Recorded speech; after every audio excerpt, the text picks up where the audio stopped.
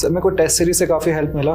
जो Byju's exam prep है इनकी टेस्ट सीरीज है, उससे हेल्प मिला। और इनकी जो लाइव सेशंस रहते हैं और जो फ्री सेशंस रहते हैं ऐप पे, उनसे भी काफ़ी हेल्प मिली मुझे। और जितनी क्वेश्चंस आप लगा सकते हो, जितनी टेस्ट सीरीज कर सकते हो वो करो, क्योंकि मेरे को मेन फायर टेस्ट सीरीज नहीं दी है।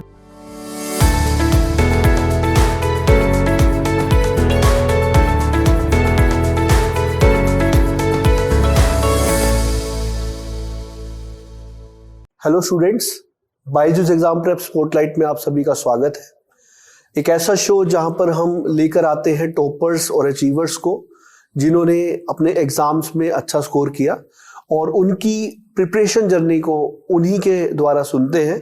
मैं हूं धीरज सरदाना, आज के लिए आपका होस्ट। और आज हमारे साथ है सिद्धार्थ वाधवा, जिन्होंने गेट 2022 एग्जाम में AIR 4 इन एक्सी पेपर हासिल की है, और इनके 90 मार्क्स है उस पेपर में आउट ऑफ 100, और 931 इज द गेट स्कोर। तो जानते हैं सिद्धार्थ के द्वारा कैसे उन्होंने प्रिपरेशन किया। So welcome Siddharth on this show. Good morning sir. तो सिद्धार्थ, सबसे पहले तो मैं ये पूछना चाहूँगा कि आप कहाँ से आते हैं और आपका एजुकेशनल बैकग्राउंड क्या है, ताकि हमारे जो स्टूडेंट्स हैं वो जान सके आपके बारे में। सर एक्चुअली मैं हरियाणा का रहने वाला हूँ, हरियाणा में रोहतक से। वहीं से मैंने स्कूलिंग करी है 12th तक। उसके बाद सर मैंने अपनी अंडर ग्रेजुएशन करी है मैकेनिकल इंजीनियरिंग में, वो करी मैंने NIT कुरुक्षेत्र से। और मैं अभी करंटली वर्किंग हूँ। एक्चुअली 2019 में मैं पास आउट हुआ था, उस टाइम मेरी जॉब लग गई थी इंडियन ऑयल कॉर्पोरेशन में, तो अभी मैं वहाँ पे जॉब करता हूँ और मैं जॉब के साथ तैयारी करी है। ग्रेट। तो what was your first attempt in GATE? Sir मेरा फर्स्ट अटेम्प्ट मेरा फाइनल ईयर में था 2019 में। उस टाइम भी मैंने सर AIR 4 अचीव किया था मैकेनिकल इंजीनियरिंग एग्जाम में। Yes, I feel one of our interviews already there at Byju's Exam Prep. Yes sir. We have already one interview of yours. Yes, तो सिद्धार्थ, सबसे पहले तो मैं ये जानना चाहूँगा, जैसे कि लास्ट टाइम आपने मैकेनिकल में AIR 4 लाया, इस बार XC में AIR 4। जनरली लोग गेट देते हैं PSU के लिए, आप ऑलरेडी PSU में जॉब कर रहे हो, तो उसके बाद क्या मोटिवेशन था, मतलब कि आपने फिर से गेट दिया? सर एक्चुअली जो PSU की जॉब है वो काफ़ी मोनोटोनस सी रहती है। मतलब वहाँ पे सीखने का बहुत कुछ है, बट वहाँ पे टेक्निकल थोड़ा कम है, मैनेजरियल ज़्यादा है। तो मेरे को भी आगे और पढ़ाई करने का मन था, तो मेरा मेन पर्पस इस बार था कि हायर एजुकेशन करना। तो इस चक्कर में मैंने दोबारा गेट दिया था ताकि वो कर पाऊँ। ओके। तो आपने जैसे गेट XC दिया, तो आपको कुछ चेंजेस लगे, मतलब कि गेट ME की प्रिपरेशन और XC की प्रिपरेशन दोनों में क्या डिफरेंस है मेजरली? सर मेजरली डिफरेंस ये है कि XC में आपके सब्जेक्ट्स, नंबर ऑफ सब्जेक्ट्स कम है। वहाँ पे आपका मैथ्स रहता है, एप्टीट्यूड रहता है, और जो टेक्निकल जो मेन है उसमें आपका फ्लूइड मैकेनिक्स रहता है, थर्मोडायनेमिक्स, थर्मल साइंस मतलब, और सॉलिड मैकेनिक्स। तो जैसे कई सब्जेक्ट्स है मैकेनिकल में, प्रोडक्शन, इंडस्ट्रियल, ये वगैरह उसमें नहीं इंक्लूड होते। तो इसका सिलेबस कंपैरेटिवली थोड़ा इजी रहता है, ऐसा मुझे लगता है। तो आपने कौन से सब्जेक्ट्स को चूज किया था XC में? सर मैंने थर्मल इंजीनियरिंग एंड उसको सॉलिड मैकेनिक्स को चूज किया था। Okay. So solid mechanics means strength of material, theory of machines, complete part जो आता है। हाँ जी, साथ में इंजीनियरिंग मैकेनिक्स भी। यस यस, बहुत बढ़िया। तो सिद्धार्थ, मैं एक चीज़ और जानना चाहूँगा कि जब आप प्रिपरेशन कर रहे थे तो स्टार्टिंग से ही आप XC को ही सोच के चल रहे थे, या फिर आपने सोचा था कि दोनों देंगे और देन वी विल सी? नहीं सर, एक्चुअली क्या रहता है ना सर, अगर आप जैसे जो सोच के चल रहे हो उससे ज़्यादा आपको प्रिपरेशन करनी पड़ती है। तो मेरा सर मेन पर्पस तो मैकेनिकल था। XC तो मैंने एज ए प्रिपरेशन के लिए दिया था कि थोड़ी एक तरह से आपका मॉक हो जाएगा, एक दिन पहले वही सेम एनवायरनमेंट रहेगा, वही गेट रहेगा। तो मैंने XC मॉक के लिए दिया था। वो बात अलग है कि मेरी मैकेनिकल में थोड़ी सी पीछे रैंक आई है, 211 आई है, बट XC के गेट स्कोर से मुझे बहुत फायदा मिलेगा। 211 is also very good rank, आप कुछ भी ले सकते हो उससे, एज ऑलरेडी AIR 4 आप अचीव कर चुके हो मैकेनिकल में। इसलिए मुझे थोड़ा ईजी रहा दोबारा तैयारी करना जॉब के साथ, थोड़ा मतलब मुझे रिलीफ मिला, ज़्यादा टेंशन नहीं हुई। तो कैसे आप प्रिपरेशन करते थे, क्योंकि आप जॉब भी ऑलरेडी कर रहे थे IOCL में, तो मतलब किस तरह से समय निकालते थे अदर देन जॉब? सर समय निकालना तो सर घर जाना बंद कर दिया था, जो भी था रूम पे ही, और बाहर घूमना फिरना बंद कर दिया था बिल्कुल। मतलब यूँ था कि शाम में थोड़ा टाइम निकालता था, आधा घंटे से 40 मिनट एक्सरसाइज के लिए, बिकॉज अगर आप एक्सरसाइज नहीं करोगे तो आप फेड अप हो आते हो, आप डेली रूटीन को फॉलो नहीं कर पाओगे। तो एक्सरसाइज करता था मैं 30 मिनट्स टू 1 आवर अप्रोक्सीमेटली। और फिर उसके बाद जैसे बाहर घूमना बंद कर दिया, लोग जैसे दोस्त बाहर खाना पीने जाते हैं, जैसे कुछ खा लिया बाहर, तो वो मैंने बंद कर दिया। मैं वहाँ पे जो मेस है उसमें ही खाता था। और इसके अलावा जो मैं मोस्टली अपना सारा टाइम था इसी को देता था। मेरा मतलब यही था, मेन तो सोना है, जॉब करनी है और स्टडी करनी है। इसके अलावा मेरी जिंदगी में कुछ नहीं था। मैंने टीवी नहीं ले रखा, कुछ भी नहीं ले रखा। ओके। बस। सो लाइक क्योंकि आप हमारे ऑलरेडी पहले स्टूडेंट भी रहे हैं, तो बायजूस एग्जाम प्रेप ने इस बार आपको एक्सी के लिए कैसे हेल्प किया प्रिपरेशन में? सर मेरे को टेस्ट सीरीज से काफ़ी हेल्प मिला। जो बायजूस एग्जाम प्रेप है, इनकी टेस्ट सीरीज है, उससे हेल्प मिला। और इनकी जो लाइव सेशंस रहते हैं और जो फ्री सेशंस रहते हैं ऐप पे, उनसे भी काफ़ी हेल्प मिली मुझे। ओके, तो जैसे आपने टेस्ट सीरीज की बात की, तो व्हाट डू यू फील कि किसी भी स्टूडेंट को फुल लेंथ टेस्ट देने कब से शुरू करने चाहिए? जनरली स्टूडेंट्स का डाउट रहता है कि कब से शुरू करना चाहिए हमको टेस्ट सीरीज देना। सर ये डिपेंड करता है। अगर जैसे आप स्टूडेंट हो, जैसे मतलब आप जॉब पे नहीं हो, आप कॉलेज में हो, तब अक्टूबर से मेरे को लगता है शुरू कर देना चाहिए। क्योंकि जब मैं जो कॉलेज में था, मैंने अक्टूबर से शुरू कर दिया था। बट अभी मैं जॉब पे हूँ तो मैंने थोड़ा लेट शुरू किया था। मैं नवंबर के राउंड शुरू किया था, नवंबर एंड दिसंबर में, क्योंकि इतना टाइम नहीं मिल पाता। उससे पहले कॉन्सेप्ट स्ट्रॉन्ग भी करने होते हैं।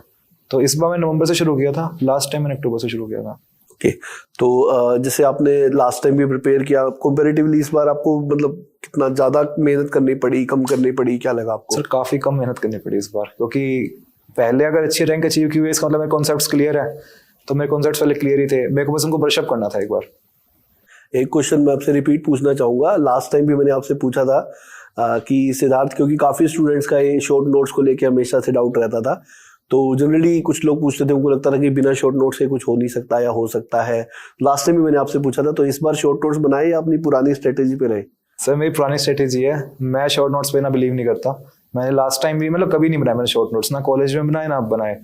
बिकॉज मुझे लगता है कि शॉर्ट नोट्स में मैंने वो कोशिश करी थी बनाने की, बट मैं एक्जैक्टली वही नोट्स कॉपी कर दिए थे जो मेरे मेन है। क्योंकि मेरे को लग रहा था सब भी इंपॉर्टेंट है, ऐसे कुछ हम समराइज कर नहीं सकते कि क्या इंपॉर्टेंट है। जो टॉपिक मेरे को लगता था क्लियर नहीं है, मैं वही पढ़ता था दोबारा। ऊपर से जब फुल रिवीजन करनी होती है तब सारा पढ़ ही लेते हैं। तो शॉर्ट नोट्स मुझे लगता नहीं इतने फायदेमंद है। ओके, तो व्हाट डू यू फील कि जो लेवल ऑफ द सब्जेक्ट, जैसे आपने कॉमन सब्जेक्ट जो स्ट्रेंथ ऑफ मटेरियल, थर्मोडायनेमिक्स रहा, एक्सी में level is little bit higher और on the lower side then the mechanical paper? Sir the level was actually little bit higher as in mechanical engineering. You can say जो thermodynamics है उसके maximum 3 से 4 questions आते हैं। इसमें 22 questions थे thermal science के, और सॉलिड मैकेनिक्स के भी 22 थे। तो इसमें क्वेश्चन ज़्यादा होने की वजह से कई इजी थे, कई कंपैरेटिवली डिफिकल्ट थे। बट जो समझो थोड़े बहुत डिफिकल्ट थे, वो गेट से नॉर्मली थोड़े डिफिकल्ट थे मैकेनिकल से। ओके, मींस रिलेटिवली एक्सी थोड़ा सा अच्छे साइड पे रहता है, क्योंकि नंबर ऑफ सब्जेक्ट्स भी आपके कम है। नंबर ऑफ सब्जेक्ट्स कम है, बट इतना ज़्यादा मुश्किल भी नहीं है आपको नहीं अटेम्प्ट कर पाओ। इतने हैं कि बस थोड़ा सोचना पड़ेगा। तो आपके 90 मार्क्स आए तो कटे कहाँ 10 नंबर? सर वो एक्चुअली वो वैसे मैथ्स का कई क्वेश्चन हो गए, कई वैसे एरर आता है कई बार, मतलब जल्दी जल्दी में। 90 is a very good score actually. तो सिद्धार्थ, एक चीज और मैं पूछना चाहूंगा, जैसे अभी जो हमारे एस्पायरेंट है, डेफिनेटली वो भी जानना चाहते हैं कि फुल ऑन स्ट्रेटेजी मतलब कौन सी ऐसी चीजें जिन पर शुरू से काम किया जाना जरूरी है। तो अगर आप उनके लिए कुछ वर्ड्स कहना चाहें कि भाई जिनके साथ अगर वो जाएं तो अच्छी प्रिपरेशन वो कर सकते हैं। सर एक्चुअली आप स्टार्टिंग से स्ट्रेटेजी कह रहे हो, स्टार्टिंग से तो मेरी स्ट्रेटेजी की बेसिक्स कॉन्सेप्ट जो है वो क्लियर होने चाहिए। तो जैसे अगर आप थर्मल पढ़ रहे हो तो हर चीज़ को अच्छे से पढ़ो। ये नहीं कि अगर आपने ये समझ नहीं आ रहा स्किप कर दिया, तो ये गलत बात रहती है। एक बार स्किप कर दिया फिर वो हमेशा के लिए स्किप हो आता है, वो हमेशा ही डाउट रहेगा। तो जो भी आपके डाउट्स आते हैं वो स्टार्टिंग में क्लियर करा करो साथ साथ। और जितनी क्वेश्चंस आप लगा सकते हो, जितनी टेस्ट सीरीज कर सकते हो वो करो। क्योंकि मेरे को मेन फायर टेस्ट सीरीज नहीं दी है, नोट्स तो मैंने 1-2 बार ही पढ़े हैं। और मैं जैसे कोई भी सब्जेक्ट रिवाइज करता था, मान लो मेरे को सॉम पढ़े 2-3 महीने हो गए, तो मैं उसके बाद क्या करता था, सॉम के प्रीवियस ईयर पहले लगाता था, उसके बाद मैं सॉम पढ़ता था, ताकि जो मेरे माइंड में पहले ही सारा फ्रेश हो जाए जो भी क्वेश्चंस वगैरह हैं, और मेरे को कहाँ पे वीकनेस आ रही है वो मेरे को पता चल जाए। तो सिद्धार्थ, जैसा कि आपने बताया, एक और चीज जनरली स्टूडेंट्स के माइंड में होती है, कितने फुल लेंथ टेस्ट देने चाहिए और एग्जाम से कितना समय पहले मतलब टेस्ट देने बंद कर देने चाहिए, ये भी एक डाउट जनरली स्टूडेंट्स को रहता है। सर देखो, फुल लेंथ टेस्ट जितने दो उतने कम है, इसमें ऐसा कुछ नहीं है कितने देने चाहिए, इसी कोई लिमिट नहीं है, जितने दोगे उतना बढ़िया है। अगर ऐसे मैं सोचता हूँ कि 10-12 और दे देता रैंक 1 भी आ जाती, तो वो तो जितने दो उतने ज़्यादा टेस्ट सही हैं। और बंद तो सर नहीं करने चाहिए, क्योंकि मेरे को अभी भी याद है कि 2019 में जब मेरी मैकेनिकल में 4th आई थी, तो हमारा 2 फरवरी को पेपर था, तो मैं तो 1 फरवरी को भी अपना मैंने FLT दिया था, फुल लेंथ टेस्ट दिया था। बिकॉज मैं ये सोच रहा था कि कल जिस टाइम मेरा पेपर है उस टाइम मेरे को नींद ना आए, मैं रूटीन सेट रहा है, तो एक दिन भी मैं रूटीन तोड़ नहीं रहा था। इस बार भी यही हुआ है, जैसे मेरा 12 फरवरी को एक्सी का पेपर था, 13 को मेरा मैकेनिकल का था, तो मैंने 11 तक पेपर दिया है। तो आपके फेवरेट सब्जेक्ट और कोई ऐसा सब्जेक्ट जिससे आपको डर लगता हो? सर फेवरेट सब्जेक्ट तो सर मोस्टली सारे ही हैं, थ्योरी ऑफ मशीन्स हो गया, सोम हो गया, मैथ्स हो गया।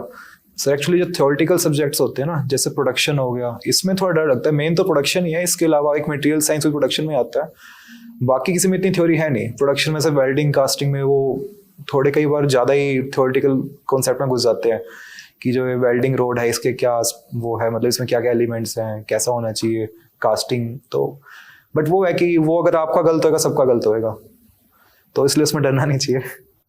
सो Siddharth, I would once again congratulate you, क्योंकि आपने लास्ट टाइम मैकेनिकल में AIR4 लाया, इस बार XC में मुझे लग रहा है 4 नंबर से आपको कुछ प्यार है या लगा हुआ है। So it's great and once again congratulations to you.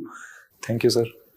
So guys, जैसा कि आपने देखा आज हमारे साथ सिद्धार्थ थे, जिन्होंने काफ़ी सारी चीज़ें आपको मोटिवेट करने के लिए बताई कि किस तरीके से आप XC एग्जाम का बेनिफिट ले सकते हो। लाइक अगर आप 3rd ईयर में भी हो तो आई फील ये बेसिक सब्जेक्ट से जो आपके हो जाते हैं, तो आप 3rd ईयर में भी XC से पेपर दे सकते हो, जिसका एडवांटेज आप आगे ले सकते हो। और जैसा कि इन्होंने कहा कि सर फुल लेंथ टेस्ट तो जितने ज़्यादा दिए जाए उतने कम है, तो आप भी ज़्यादा से ज़्यादा टेस्ट देंगे तो उससे आप गलतियां जो एग्जाम में करने वाले हैं वो आप पहले ही कर लेंगे, ताकि एग्जाम के समय तक आपकी गलतियां होनी बंद हो जाएंगी। और इसके अलावा एक और भी बेनिफिट मिलता है आपको, डिफरेंट टाइप के क्वेश्चंस मिलते हैं, जिससे कि एग्जाम में आपको कुछ नया नहीं लगता।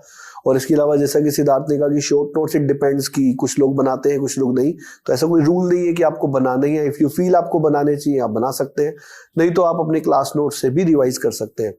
और इसके अलावा जैसा आप जानते हैं विद द जॉब अगर एक्स्ट्रा टाइम निकाल करके सिद्धार्थ कर सकते हैं जस्ट डिस्ट्रैक्शंस को दूर रख करके, तो डेफिनेटली गाइस आप भी कर सकते हैं।